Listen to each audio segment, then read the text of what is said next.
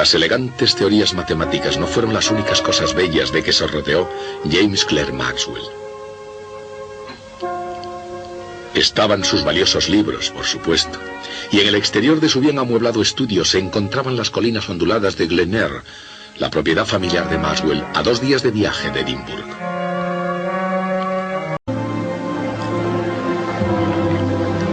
Maxwell no fue, por supuesto, el primero en hacer predicciones correctas sobre los profundos misterios de las fuerzas naturales. 2 siglos antes, Isaac Newton ya había escrito un libro sobre el tema, pero tuvo que expresarse en términos de acción a distancia.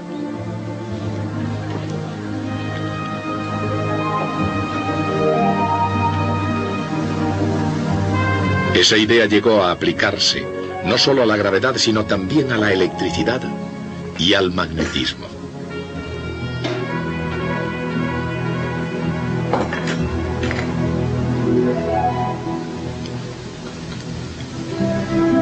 Después, en la década de 1830, pisando los talones a los franceses Coulomb y Ampère, y sobre todo siguiendo la pista de Hans Christian Ørsted, apareció Michael Faraday.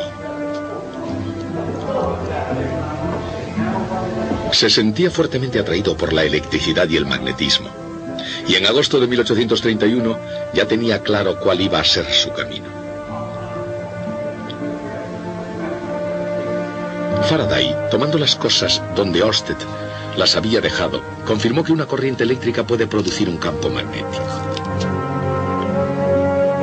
Y yendo más lejos todavía, demostró también que un flujo magnético variable puede crear una corriente eléctrica.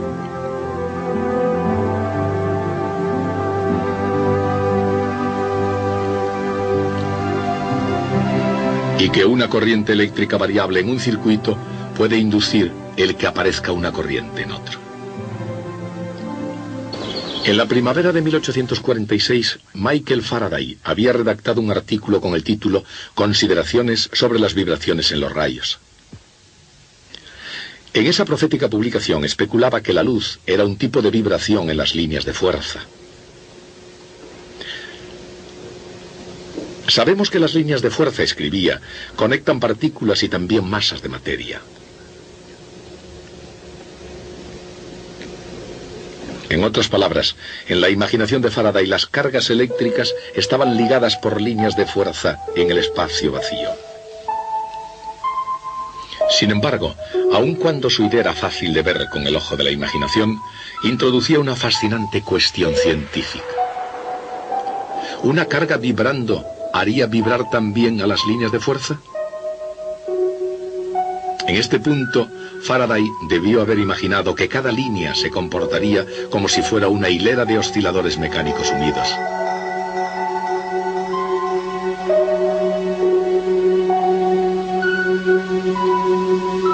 Y en ese caso, habría visto una perturbación propagándose a lo largo de la hilera, bien como onda longitudinal, bien como onda transversal.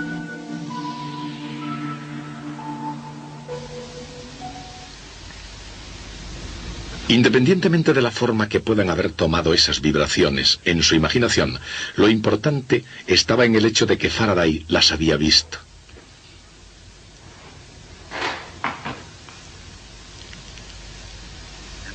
Y entre líneas, en alguna parte del libro de Faraday, Consideraciones sobre las vibraciones en los rayos, James Clerk Maxwell descubriría su teoría electromagnética de la luz. Sin embargo, antes de poder leer lo escrito por Faraday para posteriormente refinarlo y pulirlo con sus elegantes matemáticas, Maxwell tuvo que descifrar una pista decisiva. Encontró una velocidad muy significativa relacionada con las fuerzas de la electricidad y del magnetismo. Cada onda tiene una velocidad característica que depende de lo que la hace viajar. Por ejemplo, en aguas profundas, la velocidad de las olas depende de la aceleración de la gravedad y de la longitud de la ola.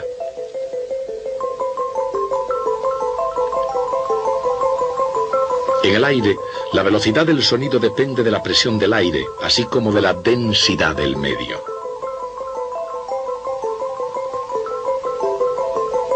Y para los osciladores conectados, la velocidad viene dada por la constante del muelle, la masa y la distancia entre los osciladores.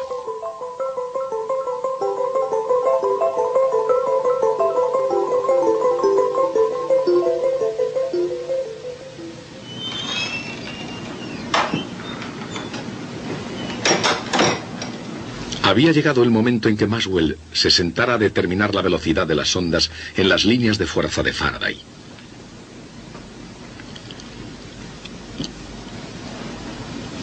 Desde la perspectiva matemática de Maxwell, las líneas de Faraday eran una expresión de la naturaleza, 1 dividido por r al cuadrado, de las fuerzas de la gravedad, de la electricidad y del magnetismo. Y al mismo tiempo cada una de ellas tiene una constante específica. Y al caer en unas manos científicas adecuadas, esos hechos llegaron a convertirse en lo siguiente. Puesto que las fuerzas fundamentales de la electricidad y del magnetismo no son independientes, la constante eléctrica K sub E y la magnética K sub M deberían estar relacionadas. Pero la cuestión es, ¿cómo?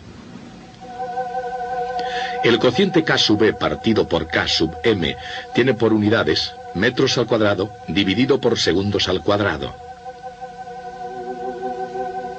Dicho de otra forma, son las unidades del cuadrado de una velocidad. ¿Pero de qué velocidad? Su cuadrado es 9 por 10 elevado a 16 metros al cuadrado dividido por segundo al cuadrado. Dividan la constante eléctrica entre la constante magnética. Y ahí está, la velocidad de la luz.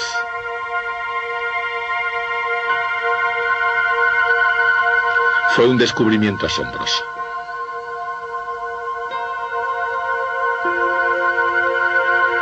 Después de 50 años de minucioso examen científico en otros lugares, James Clerk Maxwell vio la luz y encontró su velocidad en las fuerzas de la electricidad y del magnetismo.